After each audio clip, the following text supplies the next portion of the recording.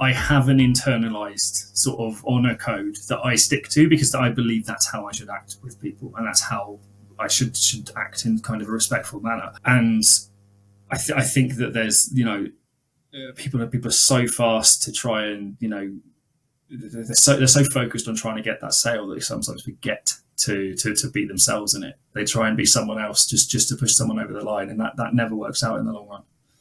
It's the stories, definitely.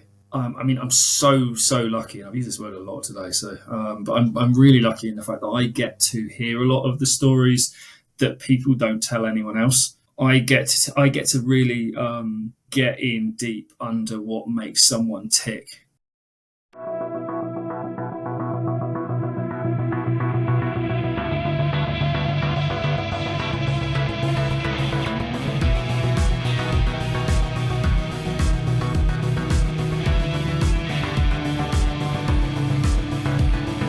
Welcome to the Leading with Integrity podcast.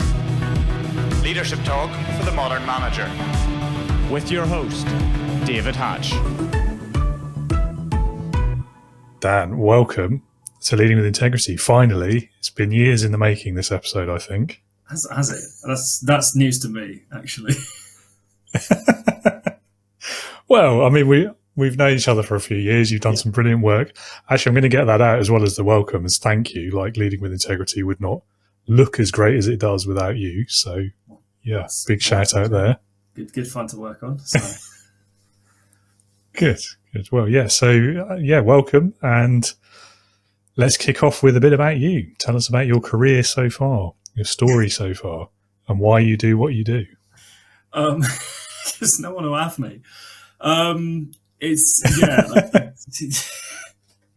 See, I laugh at that because, and you'll get this as your listeners kind of listen to this, as my stories will jump around. So there may be some sort of re-listening to Dan going, what is he talking about exactly? But it all makes sense in the end. So I've been running Iron Dragon for just over 9 years now. So I celebrated my 9th birthday last week. So I'm very pleased about that. And I've just basically, big yay. I've been I've been freelancing as a graphic designer for that time. And since kind of 2020, when COVID hit, I've been working more in the sort of, brand identity sphere, looking at strategy, looking at how we show up as our brands, looking at how we can create brands that are more courageous and more interesting and unique for people. So reflecting those people so that they're not busy fighting themselves when they're trying to get out there and market, when they've got a whole world of competitors to deal with. It's all about being more you, being more unique, and creating your individual story with that purpose, basically. So that's kind of the strategy side. And then I also look very heavily at the design side, as you know, because that's what we did together.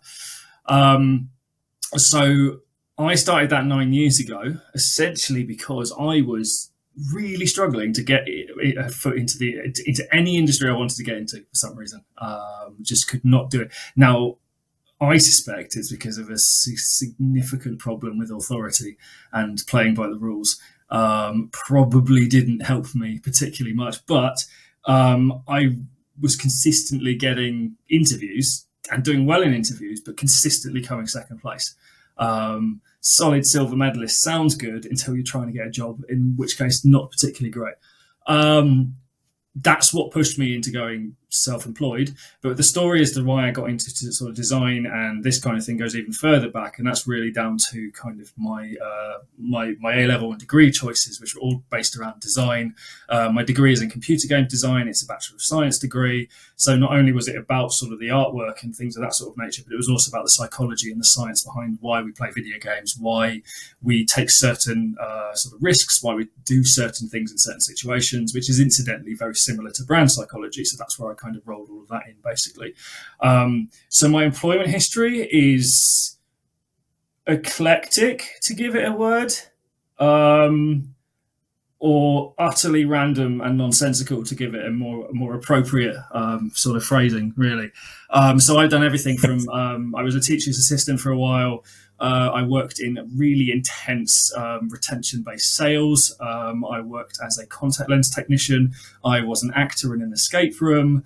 I was a barista. I've done basically everything. So my employment history is weird.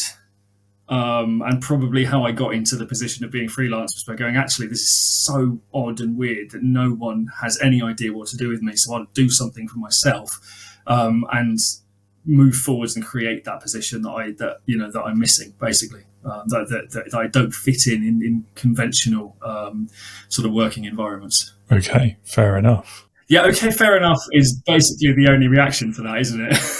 It is, isn't it? Like, I think if we're all really honest with ourselves, most of us solopreneurs, there's a variation on that theme, isn't there? About particularly the not really wanting to work for other people anymore for whatever reason. Yeah, that certainly it resonates with me, as the saying goes. I think we've discussed this before when we were doing sort of diving into your brand, when we were talking like back and forth about stories, is about the final boss I had. I love calling him the final boss because it feels like something I had to overcome. And he was a nightmare. I imagine I wasn't much better, but it definitely got me into that headspace of this guy should not be leading anyone. And that's kind of the interesting point I've had, is I've actually had some great managers and some really good people I've been around, but the ones that really unfortunately stick out are the ones who were not great for me. And unfortunately, being a creative and an explorer and someone who has that, streak of wanting to do things independently and find a better way to do things, doesn't gel well with classic workplace environments. Yeah, I can see that. Yeah, I don't know. I think there's that side of it. There's like having the bad bosses that just put you off bosses full stop and you don't want to work for them. But then I think there's also, I'm sure you probably had this, I know I did, like that aside, you also get to that point in your career or in your life where you just want to have a bit of control of your own fate, I guess is the way to say it.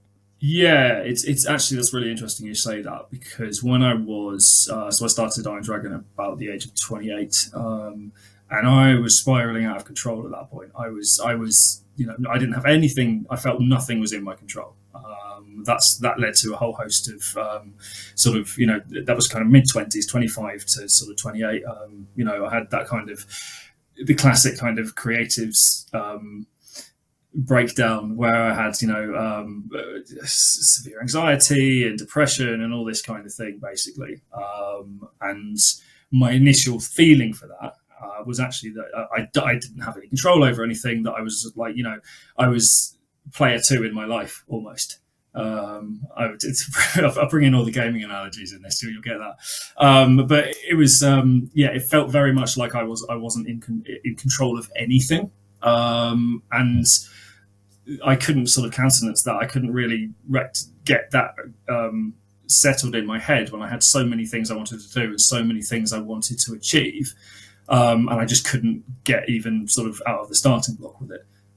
So there was a big old wrestle with that. And incidentally, it turned out it wasn't control I was after. It was actually freedom. But freedom requires a set of boundaries and a way to create that freedom.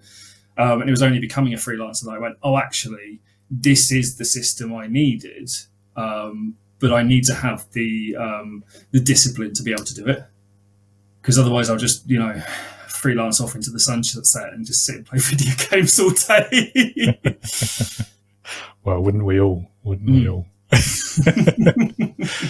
Yeah, I mean, you got to that point of realization a lot earlier in life than I did, I have to say. I was about 10 years behind you. See, this is where my unique skill set comes in. And I'm not using it yet. I was incredibly lucky. I was flipping lucky in that I have... As a creative, I've got a very artistic mindset, so I can envision things very well. But I'm also like, I'm really into my strategy gaming. I'm really into sort of tabletop stuff, role play, strategic war games. Like I play a lot of sort of like strategy games like Total War and things of that sort of nature. So I've got a very good problem-solving head from a logical standpoint, which I can then mix with the creative side of my brain to create sort of outcomes that other people couldn't imagine. And so I was really lucky in that I had that and had the space and ability to look at, the depression and anxiety and go, this isn't me, this is happening to me. This is something, therefore, that can be dealt with. I just have to find my way of dealing with it. And actually, I had this thing where I dragged out my dining room table into the middle of my flat at the time. And I basically moved all the chairs out of the way. So I just had this flat table, and I envisioned a box with the anxiety and the depression and the mental health problems and everything else in it. And I physically walked around it so I could see it physically from a different angle.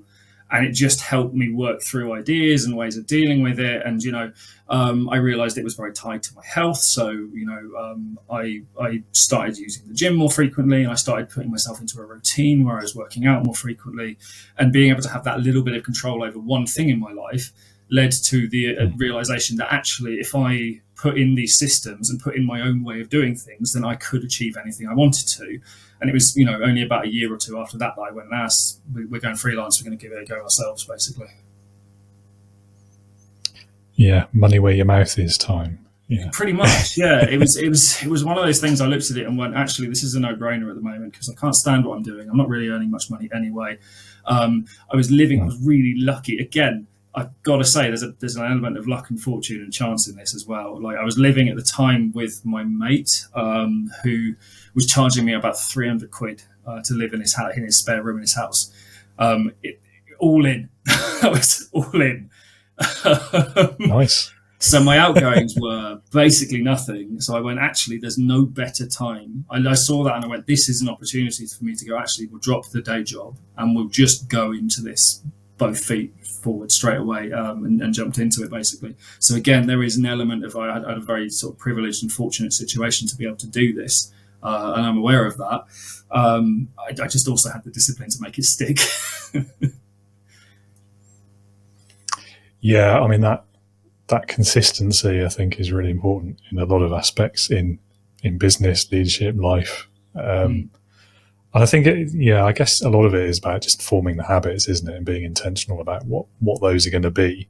And if you're lucky enough as you are to have that strategic view of, okay, what habits do I actually need to form in order to make this work the way I want it to? So much the better.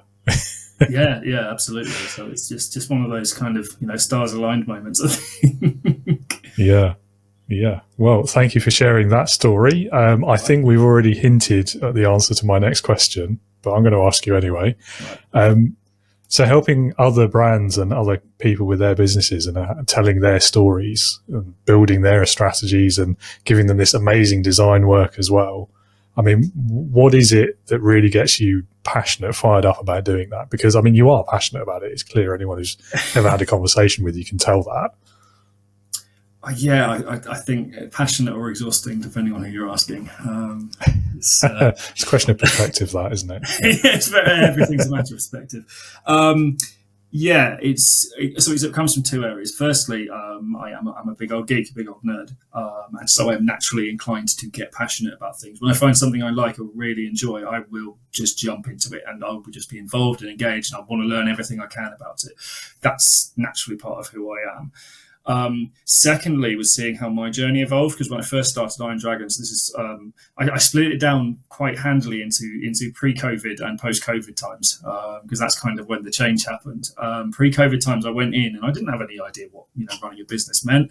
Again, I was fortunate that the Princess Trust was doing a course for new businesses that I got onto very early on into my journey. So that taught me a lot of the nuts and bolts of things. Like taxes and the marketing and all this other stuff that I didn't know anything about. So that was very helpful.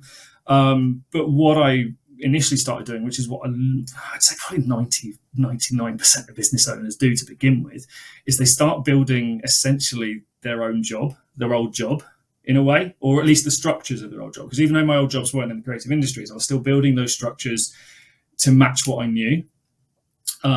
So for the first couple of years, Iron Dragon was really quite corporate. It wasn't what it is now. It was quite safe, quite corporate. I wasn't, it did still have the name, but I wasn't really jumping into that persona. I wasn't really pushing those boundaries and allowing myself to be myself in business. I was turning up in suits everywhere. I was doing these things that I thought was expected of me. And that really changed after COVID, when I went, all in and just properly did it and put it together in the way I really wanted it.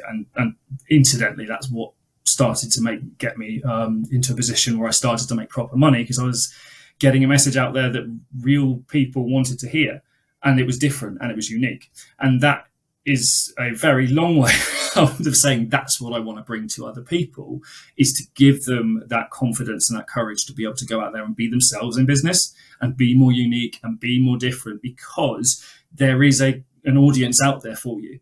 And the more you are yourself, the easier it is for them to see and hear you, and not feel disappointed when they sit down and talk to you and go, oh, hang on, this isn't what you put out there. Now I feel there's a disconnect. Maybe I don't want to work with you.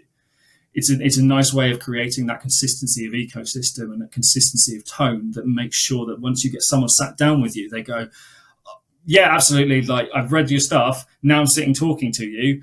All it's doing is underscoring that heavily. So I know I'm in the right place. And that's what I want to do for people, is to give them that courage. I've got this phrase I like to use, courage is contagious, because I like to say, if you are willing to be courageous and put yourself out there and show who you are, that's contagious. Other people will see that and they'll stick their hands in the air and go, oh yeah, that's me too. Because they'll see that first person doing it, and they won't be so afraid to do it themselves. And that's what I want to give to my clients, is that ability to go out there into whatever industry they're in, stand tall and go, I am this person. I do things this way. If you like it, fantastic. We can work together. If you don't, that's great too. There's the door. Yeah, I mean, you've hinted on, I guess, two things there. One is that a massive lesson I learned early as well, the hard way, when I started working for myself, which is that piece of having the confidence, the courage, the self-belief to say no when you know it's the wrong client or the wrong job, or just the wrong time sometimes as well. Yeah, sometimes that is the case. Because that's something I think we all struggle with as business owners as well, because you don't want to feel like you're turning away work. It's, the bottom line is, it's always there. It's ever present, isn't it? It is, but again, I don't know. I feel if you say no, you leave space for a bigger yes. Because if you're saying I'm quite a scientific chap. We've been through this before. BSc, I'm not very woo, but also I've still got this sort of thing where, scientifically speaking, if I'm putting something out there, then that is going to be reflected back at me. Every action has an equal and opposite reaction, right?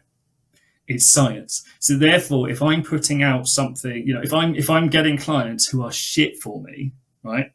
There's the first swear. If I'm if I'm getting clients that we made it nearly 20 minutes though. You're doing well. I did all right this time. I've stopped myself from effing once already, so that's quite impressive for me. Only because I said I'd only use one of them. I want it to be good.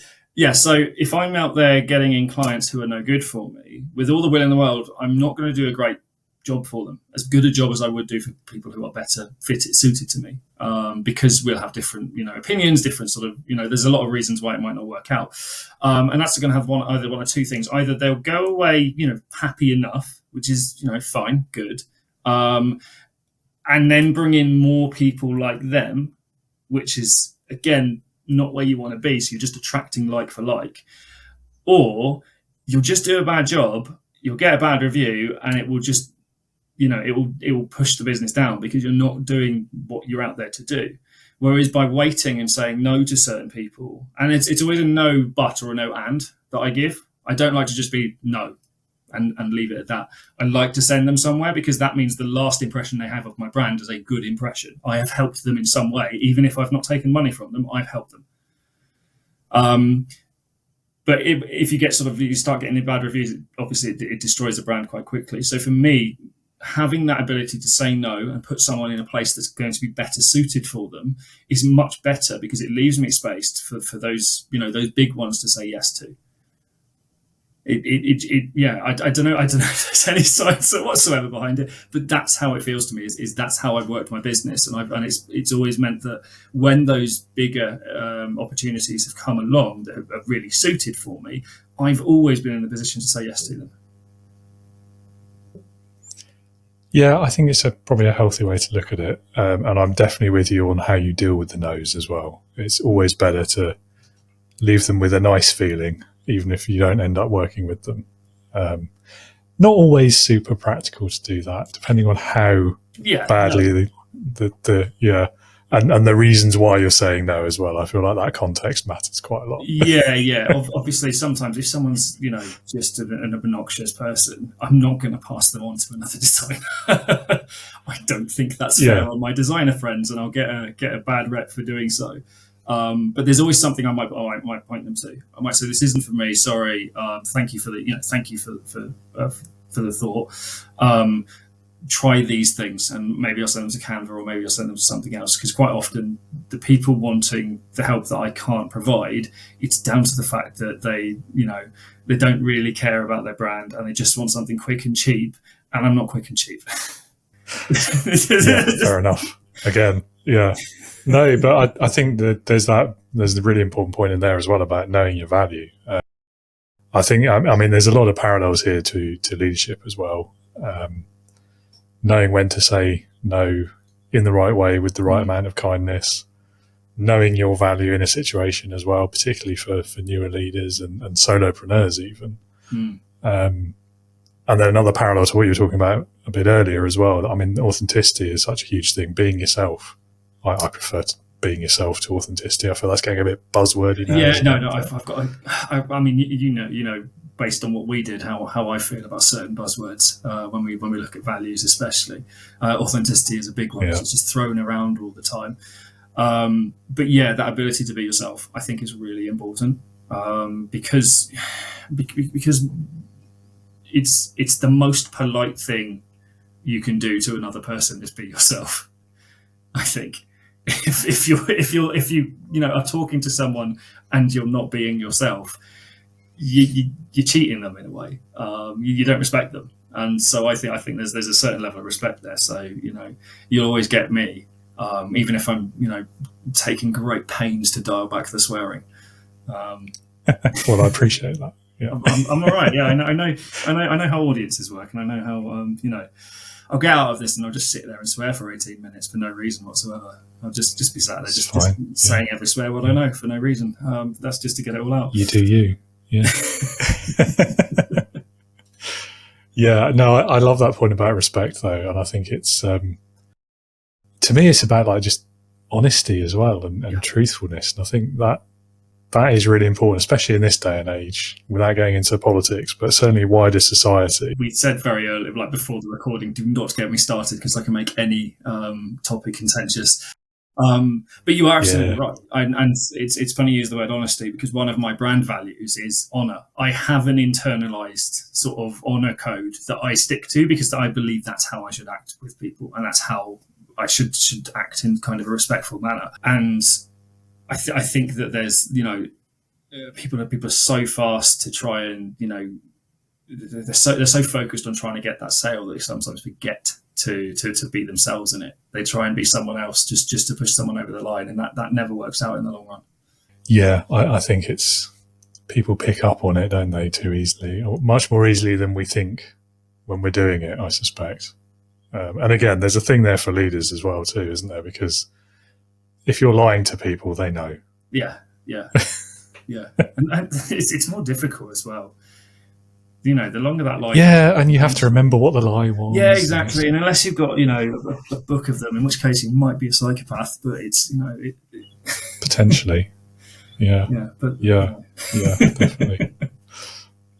Anyway, told you we tangent. So, yeah, no, I love a good tangent as well. But let's try and get it a little bit back on the rails now, if we may. So, what is the best thing about what you do then, in your opinion? Oh, it's the stories, definitely. I mean, I'm so lucky. I've used this word a lot today, so but I'm really lucky in the fact that I get to hear a lot of the stories that people don't tell anyone else. I get to really get in deep under what makes someone tick. And for someone who as I said, my video game studies were in the human psychology aspect of it, how we build communities online, how we interact with these worlds, how we interact with other players, how we interact with ourselves. It's a really interesting kind of subset of human psychology. And so for me, that really feeds that kind of that kind of need, is when I sit down with someone and we're looking at their brand, especially when it's sort of a solopreneur or someone owning a very small business. It's really excellent being able to get into, sit down with them over, a coffee or a drink of their choice and get inside and really understand what makes them interested and what makes them different and what makes them unique. And then being able to pick out those story beats and weave them into a narrative and weave them into something that they can use, and seeing them light up and seeing those realizations that, oh, actually, I have got an interesting story. I am interesting. That to me is where it's all at. I really love when that happens. I really want to ask, what's the best story you've heard? But I don't want to put you on the spot because you probably can't tell us. I can't do that. But what I can say, because I've had this, I've had the say so from the guy that he said I can use this story, so that's fine. I had a guy who went through the brand adventurer workshop, like you did, David, just to begin with, and we hit on kind of a vein of fairly deep trauma when we did it. And now, obviously, I'm not a psychologist, I'm not a psychiatrist, I'm not a therapist, I'm not trained in any of those things. So when we found that, I was like, right, we have to be careful around this because obviously it's very important. But I, carefully looked around it for those really interesting nuggets we could use in the story, and then we moved away from there. The next day, the guy had a meeting with his therapist, and he walked through the door, and his therapist said, "You look different," to him. And he told me this about a week later, and I was like, wow, that's pretty amazing. And he said to her, oh, that's because of this thing I've done with someone for my branding. And that to me was like the most amazing thing to hear from someone. That's the most amazing sort of recommendation I've ever heard, is just someone going like, their therapist said they walked differently, essentially. So while I can't, client confidentiality, I can't give the actual stories, that to me showed the kind of power of the kind of things we uncover in what we do. That is a pretty good reference. I'll give you that. Yeah. Definitely. Yeah, no, I'm very happy with that one. Yeah. So, I mean, therapy qualification in your future, do you think? Or? Yeah. I think I like the stories and the way they can be visualized too much to start looking into that. I'm very much on this path where the visuals are always a part of it. And I think that if I go too far down the therapy route, I'll stick at that and that will be it. And then I'll lose that artistic side. And then I'll start to struggle again mentally because I go, oh, I'm not doing what I'm supposed to be doing, not doing my purpose. And so I can already see that being a problem. So while it might be Fair interesting, enough. Yeah. I've done the stint in education, and I think actually, having that kind of exploratory personality, the letters and the name, and the qualifications aren't what I want. I want the experiences. I like just getting in and talking to people. So maybe we'll see. We'll see if it's in the future. But at the moment, no plans to. Yeah, I mean, I was more seeing it as like a compliment to what you do anyway. Having a bit more of the science behind it and not feeling like you've got to back away from something if it comes up like it did in that story. Anyway, it's just a thought. It's not, well, maybe. Well, we can discuss that another time, maybe. I feel that's something, a very, very different vein to look at. Psychological branding. Anyway. Yeah, so I think we've already talked about probably our mutual biggest mistake to avoid in business, and that was saying yes to the wrong clients. Any more? I mean, I had 3 in mind, but I'll let you have 2 since we've already got one if you want. Yeah, okay. So yeah, I think sort of coming off of that is being afraid to be yourself is really, really one of my biggest ones. I mean, quite surprised that that's what I help people do. But it's kind of, I think it's left there. We've got this such a weird notion around the word professional. I hate the word professional. Yeah. because same, as you know. Well, yeah, it just conjures up the idea of grey suits in the 70s. That's what it does for me, because of how the word is misused, in my opinion. And then actually the word professional means to be paid for. Because, if I said professional footballer, would they be in a suit? Probably not. Yes, they have a uniform of sorts, but the reason they're professional is because they're being paid for, not because they're turning up in a suit and being very polite. So that's the way I like to look at that, and how I try and help people break out of that kind of corporate-y structure and be more themselves. And I think that's a really important one for people starting out, is to be less afraid of being yourself. I think that's quite a big one. You want a second mistake? Yeah. Okay. Yeah. Well, hang on. So we've got. Go on. We've had. Don't say yes to the wrong clients. We've had the professionalism thing and the be yourself. Is that two separate ones, or is it the same one? I suppose it is the same one. Okay, that's that middle one. I'll lay off then. Yeah. No, I think also there's this notion of value, and I think that I was so cheap for so long, which is again why I got the wrong clients to begin with, because A, I didn't know any better. But B, I was also sort of stuck with a lot of that kind of early imposter syndrome about, was I good enough? Was I going to be able to do this? All this kind of thing. And I think that actually looking at my value earlier and understanding what I bought that no one else could would have been a much easier way for me to see how to get on this path faster, basically, when I started. And I think a lot of people kind of go on the internet, especially in kind of freelance positions like in design or in copywriting or SEO, these kind of areas that are sort of more sort of creative and marketing. We go online, we search, average UK, or wherever you are, sort of, hourly rate for X, and then we undercut it. And that's not the right way to do things. You start with your value first. What are you bringing that other people can't? And then you put whatever you think the price is for that, and you start there, basically, because no matter what it is, there's someone out there who's going to think it's good value. You've just got to find where they are. Yeah, I mean, I still struggle with that imposter syndrome around that exact issue. And it's when you're first starting out as well, I think there's an added element to it of like, you haven't been doing it very long, so you don't want to be seen to be taking the piss. I did a swear then. This is your influence. Whoa, yeah. But do you know what I mean? Yeah. Like, so you price low deliberately because you're worried that, I don't know, or that you're worried you won't win the business in the first place. And it's a tough one to get out of that, I find. It absolutely is. And I think you can go round and round in circles in it. But what I found is actually that if you're priced too low, people don't take you seriously. They go, that seems low, what's wrong with it? Yeah, fair enough. So there's also... I mean, I guess at the beginning, at least at the beginning, though, you've got a reasonable answer to that question, which is, I've only just started doing it. That's why it's low. Yeah, exactly. So you're half in your portfolio, absolutely. But I think the longer you stick with those prices, because you get comfortable and go, this must be about right then. The harder it is to kind of come out of that, and actually you've got to look at things on at least an annual basis, at least, I think.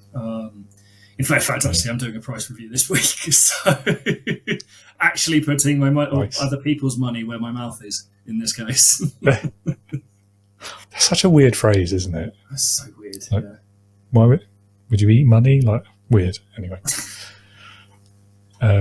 Yeah, and so with you on the professionalism thing, as you know. For me, it's the thing that it conjures into my mind is that one of the earliest bosses I had telling people off for not tucking their shirts in at the office. And even then I was like, mate, do you think we're at school? Like, what is going on here? Seriously, these are adults. I've got quite broad shoulders from doing the gym for so long, right?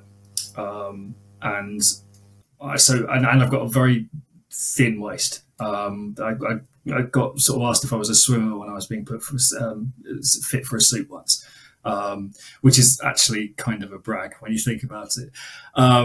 But I had a problem when I was working in a chain, working in an optical chain that I won't mention here, because they have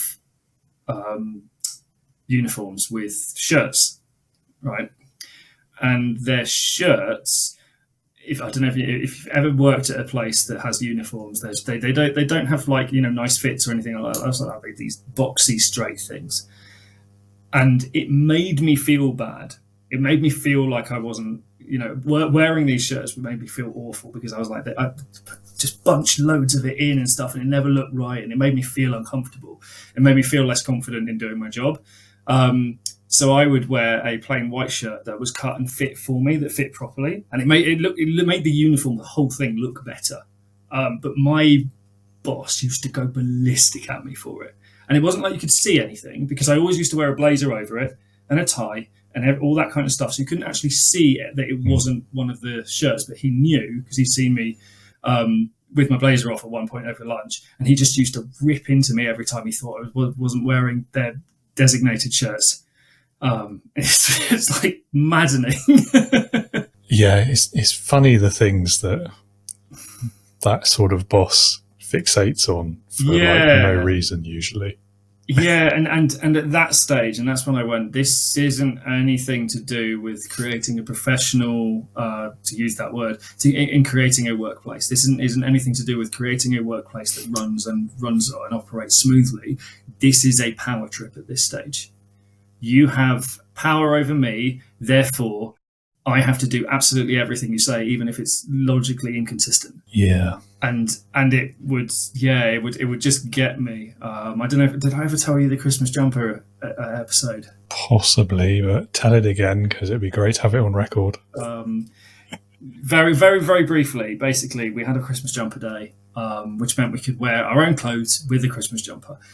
I wasn't a particularly Christmassy person at that stage, mainly because I was working in retail, and therefore we didn't really get a Christmas, and Christmas was a nightmare. So it was like, I don't really celebrate it particularly well. So, all right, I'll join in. I'll put my money in for charity, and I'll wear a wine red jumper, because that's what I have. And it was like a very deep Christmassy kind of claret jumper, basically. And that was about as Christmassy as I got. He comes in 8:30 in the morning. We've got, you know, people on the shop floor and stuff starting up, and he sees me in this jumper, and he just has a go at me. He just has it out with me. Starts shouting, "That's not Christmassy enough," all this sort of stuff. He's shouting and yelling at me, which is really weird, because he's wearing like a Santa jumper with like baubles on it, and I was like, this is not jolly at all. Were they like bouncing? Yeah, they were, and it was just yelling, amazing. And spittles forming in his mouth, and you know, horrible. And he just shouts at me, and he goes, "Either go home and get changed, or go and buy a proper Christmas jumper." And so I went, "Fine, okay." So I walked out of the store, and I walked around the corner to one of the local supermarkets. And I went into the supermarket, and I saw a Christmas jumper, and I bought it, and I put it on. Didn't take the tags off. So I was definitely returning that later. Stuck it on over my shirt, got in. Right. And this Christmas jumper was jet black, and it said "Bah Humbug" across the front of it. Nice. And my boss, his face went the same colour as my original jumper. Just bright claret red. And he stormed into his office, slammed the door, and didn't come out for 4 hours. And that was good result then. It was a fantastic result. I think everyone on the store was like, "You're going to die, Dan." But yeah, and this is the problem with that kind of boss, is if you get someone who is so high on their own supply in that kind of nature, as soon as someone does something that follows exactly what they've said and still manages to rebel against it, they have no answer. They have nothing they can do about it, because they've already shouted at you. They've already taken that up to 11. They can't shout at you more, because I'm like, I don't know, I've done what you said. So there's nothing you can do in that. I have no respect for him whatsoever. Yeah, I mean, quite apart from the forcing you to spend your own money to buy something as well. Yeah, I do quite I enjoy those stories of that malicious compliance, those kind of scenarios in particular. It's just yeah. I mean, it was incredibly fortunate they were selling that particular jumper on that day again, but I saw it and went, well, this is either going to end in glory or abject failure, and I'm all in at this point. Yeah. But that all, I mean, it's the same. Sorry, go on.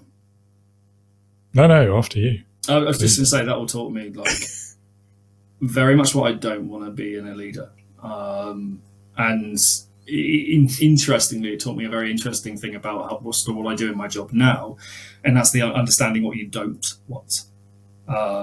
It's especially in branding. If you know who you don't want to be your clients, it's easier to understand who you do want to be your clients. Mm-hmm. Yeah, absolutely.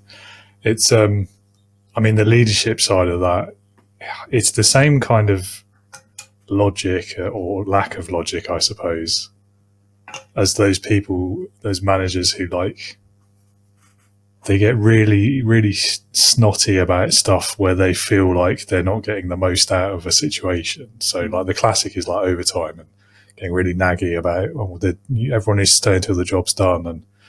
And then on something else, they'll be really picky about a contractual term.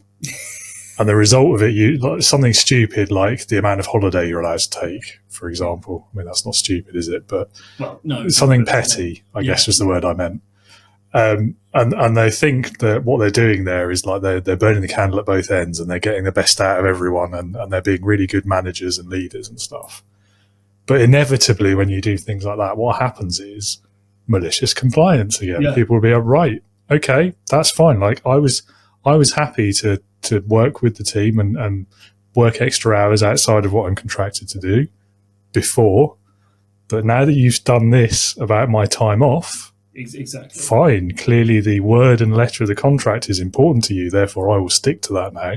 And you've suddenly lost that discretionary overtime that they were willing to do without being paid before, because you fixated on something totally irrelevant.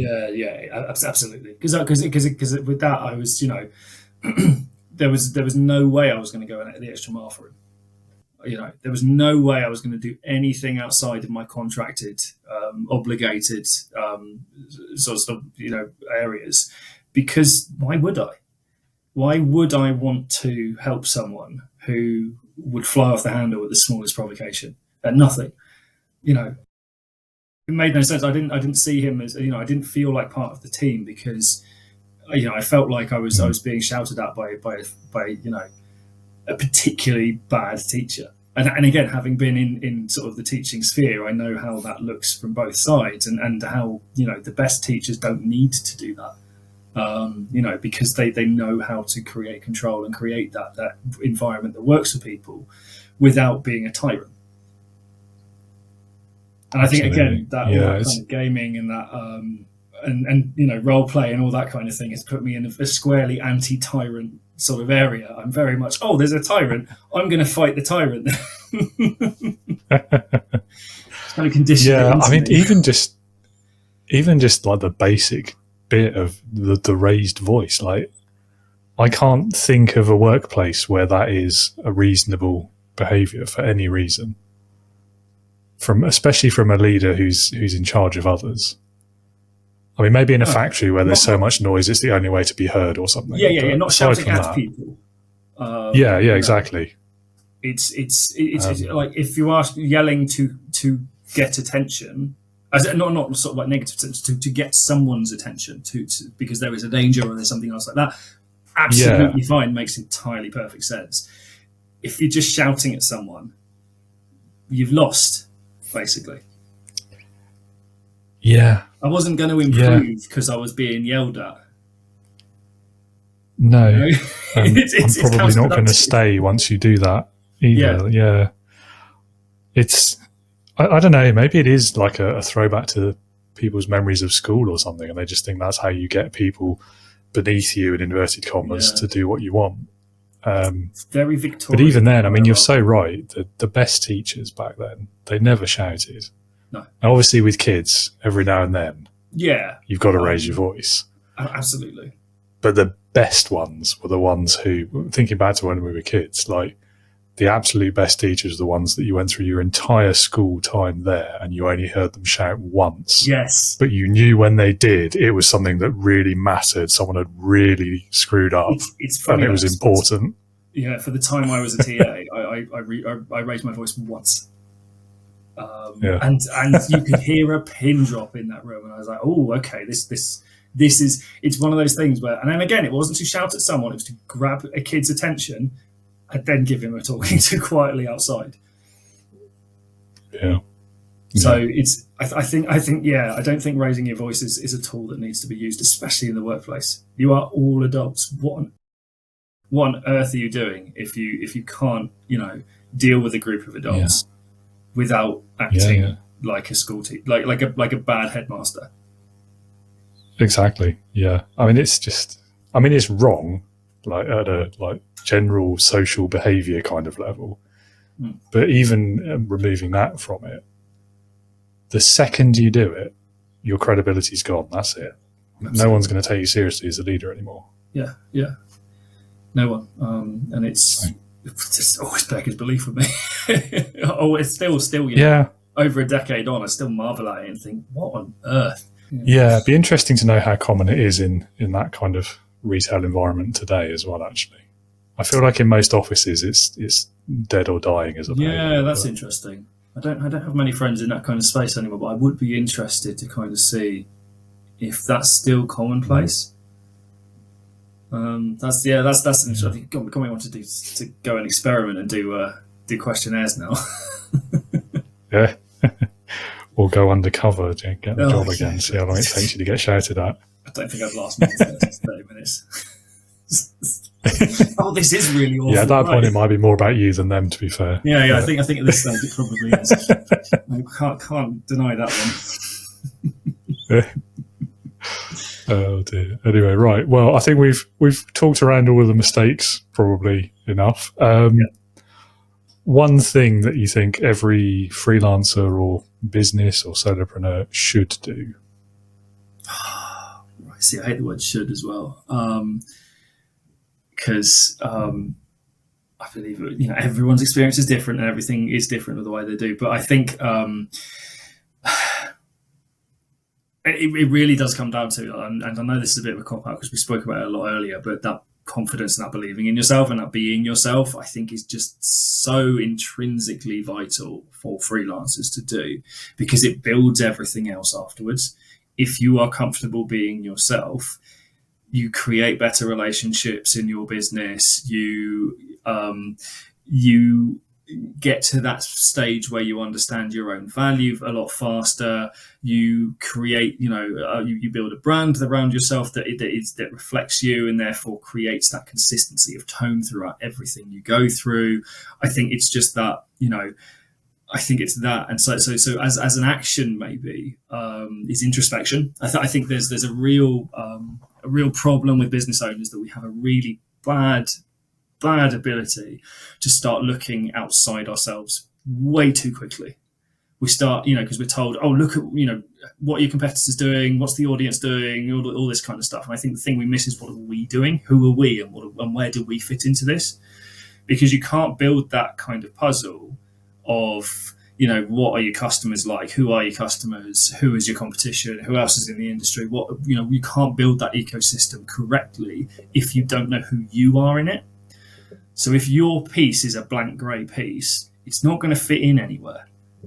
You need to understand what your piece is, how your piece is different, what it brings to the table, to see where it can fit in with other, in other areas. So I think, the key things that all business owners need to do is understand who they are in the ecosystem and be proud of that.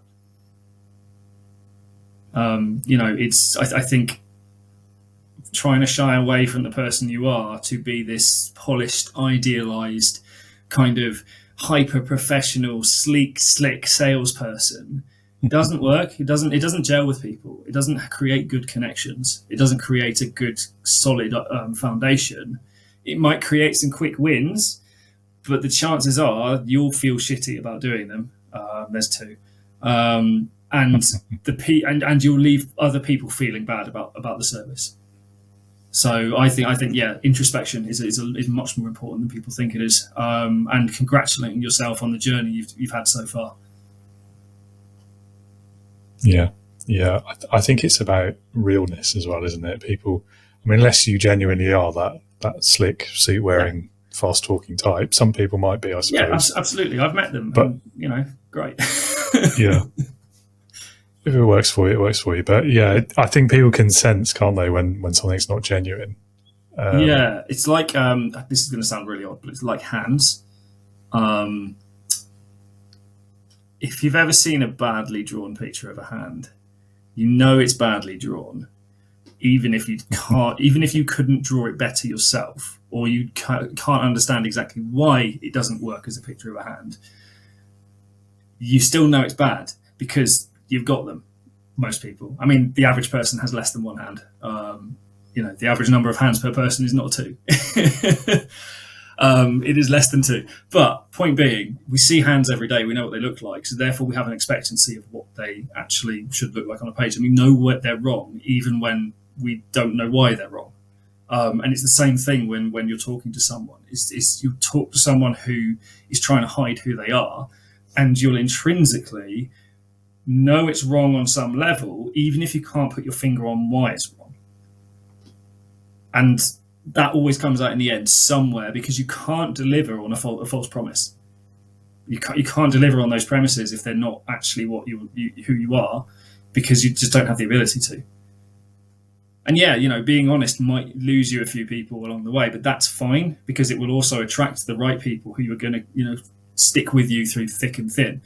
I've got clients who are not under contract with me for work, who have come to me every month for 4 years, because they trust me, they like who I am, they like the work I do for them, and we just keep going until the end of anything, basically. But that's because there's an intrinsic level of, I've shown them who I am, they've shown me who they are, we vibe correctly, and therefore we're happy just working together. Yeah, I don't know if it's like a intuition thing, or if we're just like a lot more perceptive than we give ourselves credit for. But I do feel like humans are natural lie detectors. Yeah, I think it's a survival thing. I mean, this goes back to an evolutionary protocol, really, in the fact that, we have to be able to, our brains have to be able to filter these things out, because they could be dangerous. And I think it's stuck into hyperdrive, especially in the last kind of, couple of decades, because we're constantly being marketed at now, like all the time. Everything is is marketing in some way.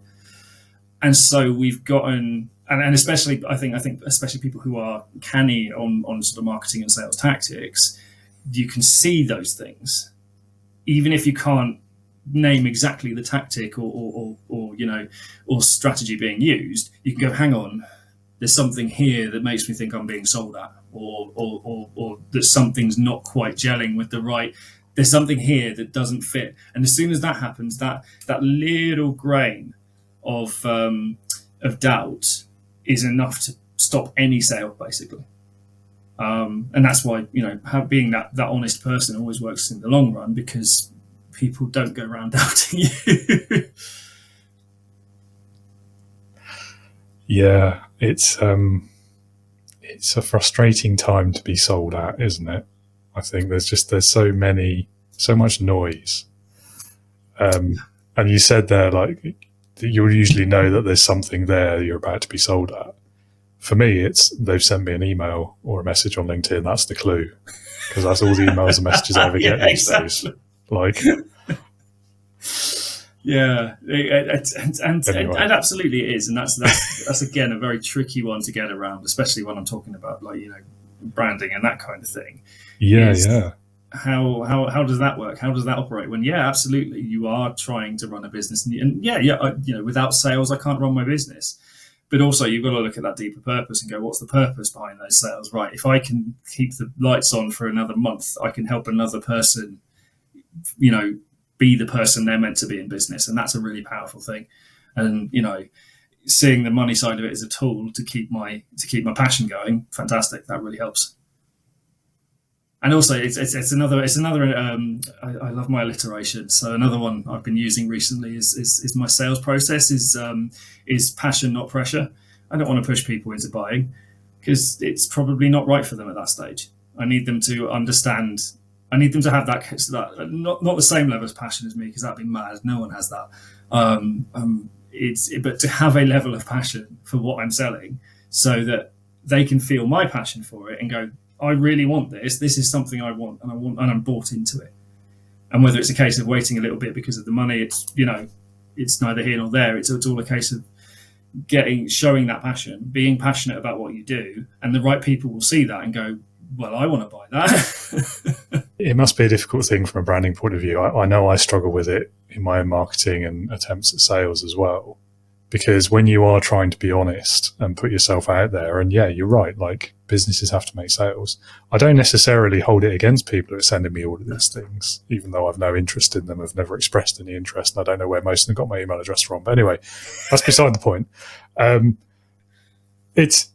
I do feel that kind of pressure. I don't know if you have this as well. Probably not. Like, I don't want to be lumped in with them. I don't want people getting as annoyed with me as I get with those ones. and yeah, you can send the email, you can be honest, you can be yourself about it, you can do all of these things. And I do still think you're probably more than 50-50 chance of getting lumped in with all the other spammy ones. So it is a challenge, I think, in the internet age. Yeah, I think so. And yeah, there's certainly ways you can come to terms with that. And I think it's down to that intent.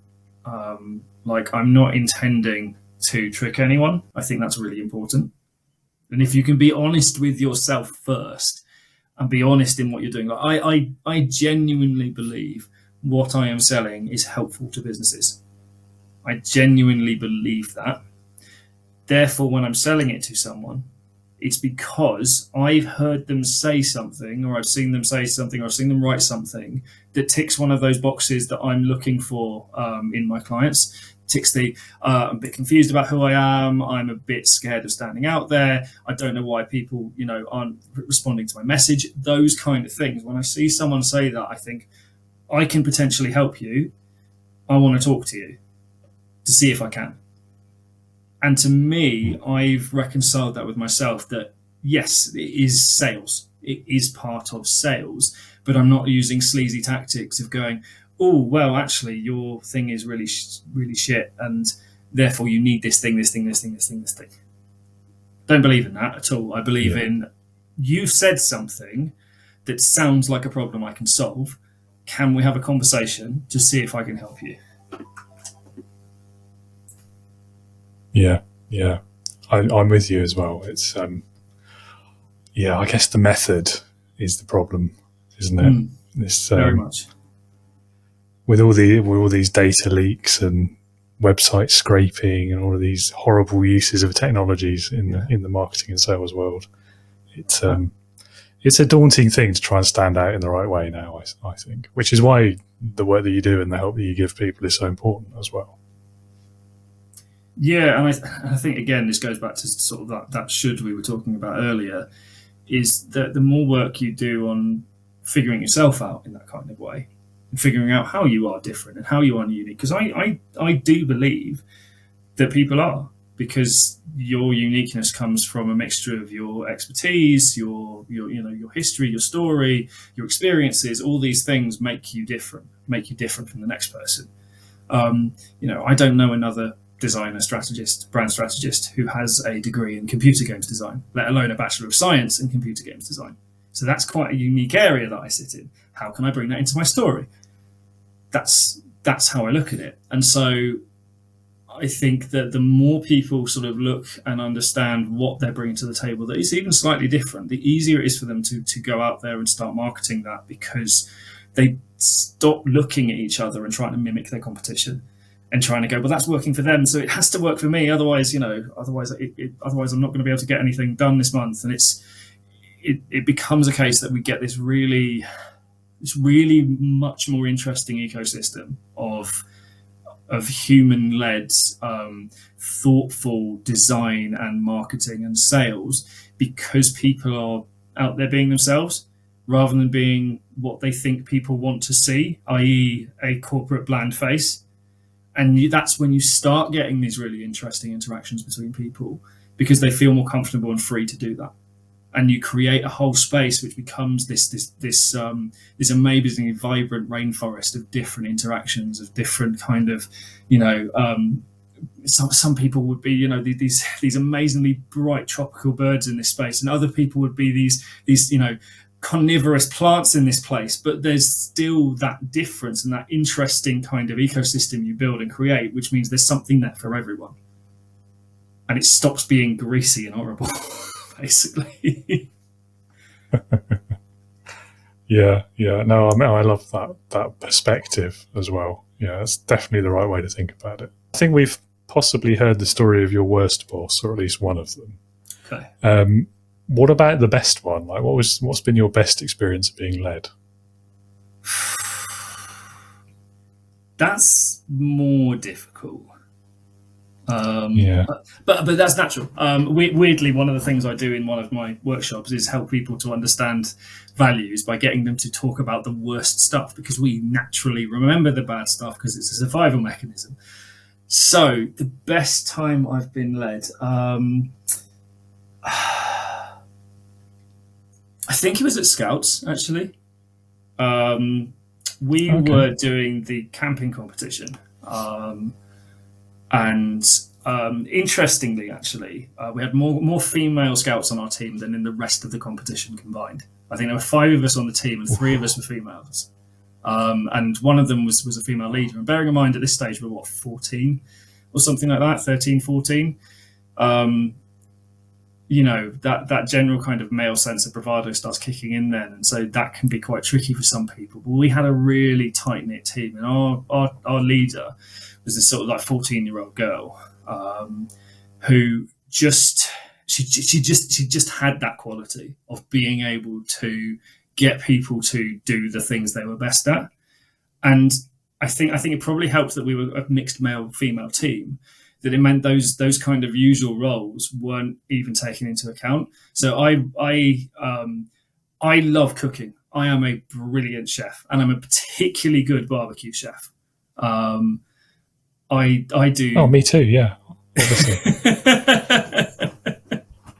But I mean, so like I'll make my own marinades. My wife has like an allotment, and she has like herbs growing and all this kind of stuff. So I get all this fresh produce. It's really good. I was thinking I was told I have to do a barbecue for my 10th anniversary next year for my clients. So maybe that'll happen. But basically, so last year I did like butterflied lamb with homemade jerk glaze. So using sort of like all the herbs and stuff from the garden and everything of that sort of nature.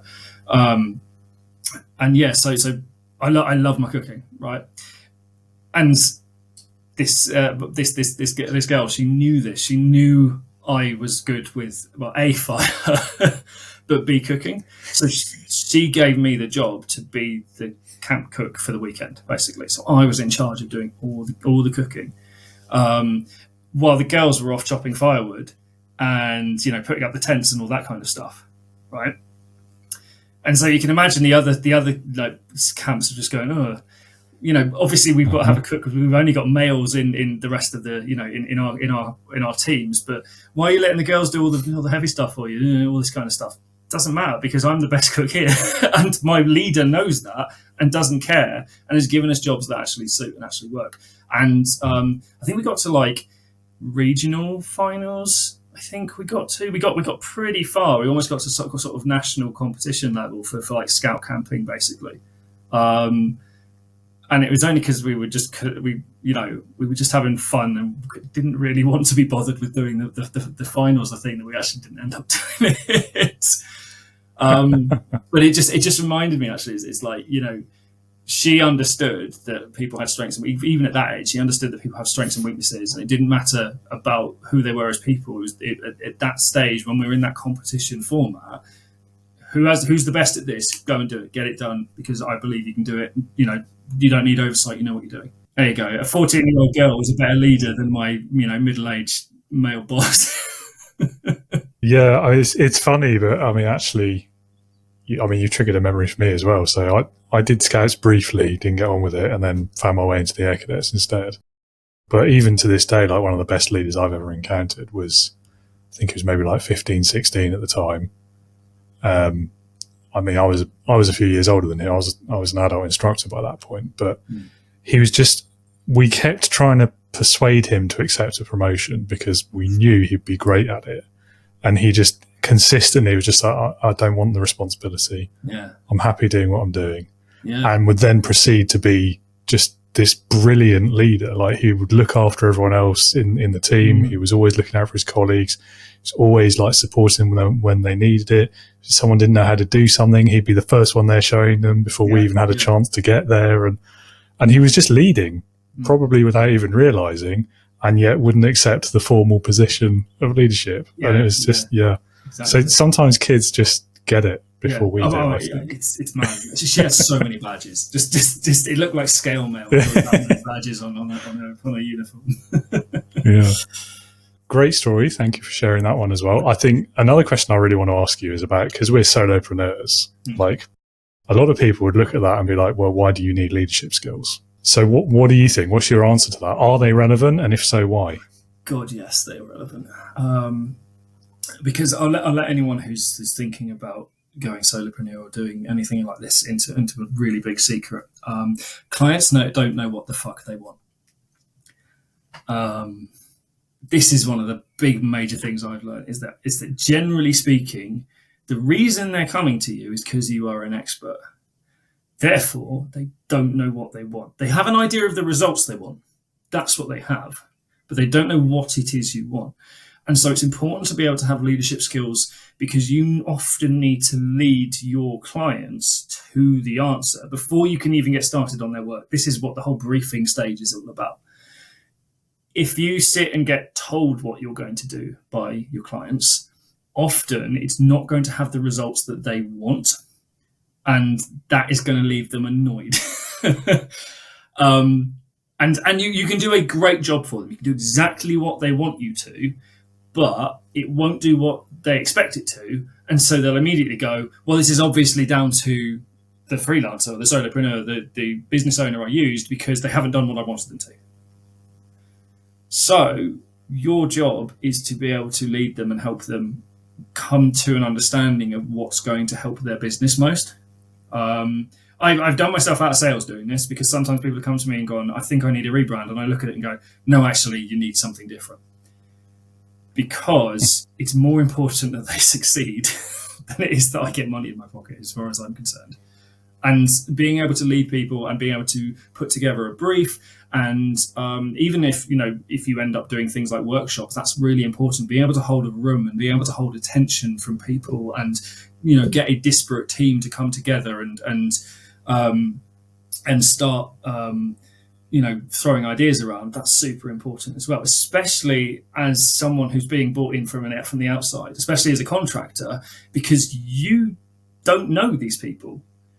So you have to have even more leadership skills because you need to go into the room and immediately be able to lead them and get them to function as a team without knowing them. And that is difficult. And one-on-one, it's not so difficult. It's quite easy. But when you have a larger team, and quite a lot of solopreneurs find this, especially when they work with larger organizations, is you've got to be able to do that fast. And so that's why I think that, even for solopreneurs, leadership skills are really important. Also on a personal level, being able to lead yourself and give yourself, the boost you sometimes need, because it's a hard slog sometimes. It's not easy. Whenever one of my friends used to say, when are you going to get a proper job? Kick them right up the arse. I am the one with the proper job. Thank you very much. Yeah. I'm the one doing all the things here. If I stop doing things, nothing happens. If you stop doing things, everything still functions. Yeah, I find that one can be quite a generational conversation as well. It doesn't come up very often anymore. Don't you miss your real job, David? Well, not really, no. That's why I'm doing this one. Very rarely happens to me, I would say. Yeah. Anyway, that was a great answer, though. Thank you. Love that answer. I might have it framed. I might have it framed, to be honest. I'm quite chuffed I came up with that one off the cuff there. Yeah. Oh, it's good, and it's spot on. I wouldn't change a thing about that answer. There we go. Maybe I should start selling leadership training to solopreneurs. Okay, I'm actually going to skip the if you could start your career over again question, because do you know what? I think I know the answer already. Yeah. Yeah. It's no, isn't it? It's no, it really is. Yeah. I'm very much about journeys. That's the whole point. The whole point of stories is they don't come out of nowhere. They come from experience. And therefore, if I didn't have this same experience, I would not be in the same place. So why would I start it all over again? No, I'm pretty golden, to be honest. Yeah. That's probably your most predictable answer today. Which means there's only one question left, though. It is my favourite one. It's leadership heroes. Leadership heroes. So if you could pick one person, you're only allowed one. Everyone tries to slip 2 or 3 in, but it's one. Aragorn. But it could be anyone you could think of. So alive or dead, past or present. It's you got it already? Yeah, Aragorn. Go on. Aragorn from Lord of the Rings. Oh, nice. Yeah. That is a great choice. Because he's the classic advocate as well. He's very much he lets other people do their thing and only steps in when he's really needed. He's almost also the reluctant leader as well. He puts that crown on at the end only because he knows that he has to. And I think his style, it's both. I think Viggo Mortensen does a fantastic job as him in the movies.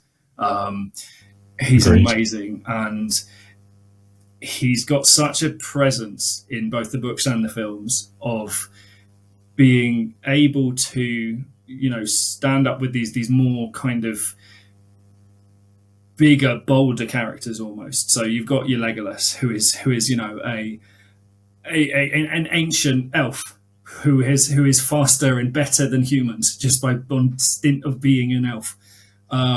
You've got Gimli the dwarf, who is gruff and tough and always ready to go, and you've got Boromir, who is a steward who is born into nobility and is naturally expected to be a leader.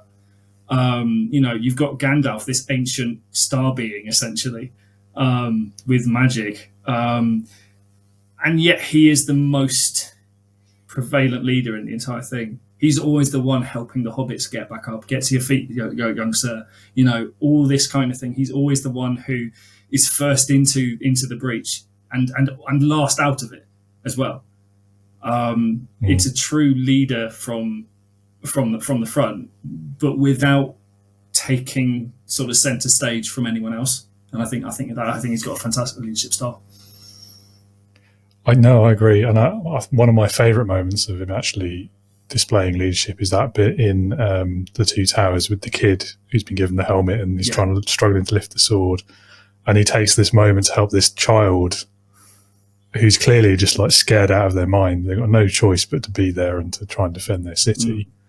And this, from his perspective, from the kid's perspective, this mythical hero takes time out of his journey to come and spend time with you and put you at ease. Give you a bit more confidence as well. This is a good sword, this is a fine blade. That swing, and absolutely. And just going, these people are scared. Can I give them confidence? Can I give them hope?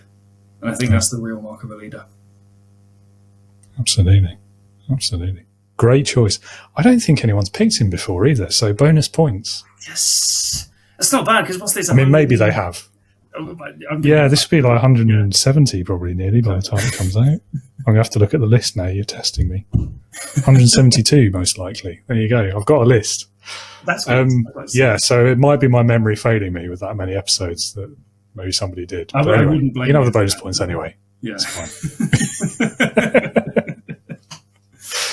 Yeah. No, I think it's rare to get a fictional character for this question as well, so I always love those answers. Is it? That's interesting. Yeah. I think the most common ones are Jesus, Abraham Lincoln, somebody's parents. Yeah. That's quite a common one, understandably. And then I think probably the highest rating or most common fictional character is Captain Picard. Yeah, I thought it might from be. Next Gen. Yeah. Yeah, he's all right, I suppose. It wouldn't be my choice of Star Trek captain. I didn't want to go in for anyone with a rank. That's fair. Yeah, I can see that. I get that. It also obviously appeals to me on the laugh front as well, because that's how I do my leadership when I'm laughing, is in that style. Yeah, fair. Yeah. No, it adds up. I'll give you that. Yeah. Awesome. Well, Dan, thank you so much for being with us. I've loved this conversation, as I do every time we speak. So the last small question I'll ask you is, if anyone in the audience wants to know more about you, perhaps they're looking for help with their branding, where can they go to learn more? So you can find me at irondragondesign.com. That's the easiest way to kind of find me. I'm also all over LinkedIn. I'm known as the design mercenary. No, I'm not. No, that used to be the old one. I'm known as the branding mercenary now. Let's get that right for starters. So if you search Daniel J. Moore branding mercenary, you'll find me very quickly on LinkedIn. I'm quite prolific on there. I'm on it quite a lot. So that's probably the best place to get in touch with me. Lovely. Okay, well, I'll put links to both of those down in the description anyway. So I might also say as well, there's the archetype quiz might be a good place to start as well. Oh, yeah. Yeah, that's a good one. Yeah, I recommend that. Yeah, so that just gives you an idea of the type of character your brand would be if it was kind of a character, basically. So yeah, that's sort of a 5-minute quiz, and it'll give you a good indication of the kind of voice and tone and character your brand should have. Lovely. Yeah, no, I recommend that quiz. I enjoyed it and got a surprising result as well. So, well, surprising to me anyway. Yeah. Lovely. Well, yeah, thanks again for being here, and have a great rest of your day. My pleasure. Thank you very much for having me. And also, did I say I have now? So it's... I'll edit that out. You've already had one. Ah, damn it. Thank you, David. Thank you for having me on. The very excellent Mr. Daniel Moore. Listener or viewer, as always, if you would like to learn more about this week's guest, and I do encourage you to do so, click on one of those links down in the episode description. If you're looking for leadership support, I'm here to help with that as well. Your first port of call should be www.leadingwithintegrity.co.uk. On there you will find some resources, articles, a Leadership Heroes quiz as well. You can register for my next Leadership Values event as well, which is always a bit of fun. And there will also be a green button that's sprinkled around the website at various places where you can come and join the Integrity Leaders online community for new leaders, first-time managers, or founders of businesses. If leadership is something you want to learn more about, it's something you're struggling with, if getting the best from your people is a challenge for you right now, then that is the place to be. And as always, my LinkedIn profile link is in there as well. If you have any questions about any of these things, or you just want to have a chat about this episode or any of the others, do connect with me. Do drop me a message. Always happy to talk leadership. That's all we've got for you for today. Thank you for being with us. I hope you'll be back again next week. And until then, be a leader, not a boss. I really want an audible countdown on this. It's not enough just counting numbers on the screen. I want it like the Thunderbirds. Yeah, literally. It's like 5, 4. Yeah. Yeah. That's what I need. I feel like I need the announcement of it. Yeah. But anyway, we're recording, so good. Dan, welcome.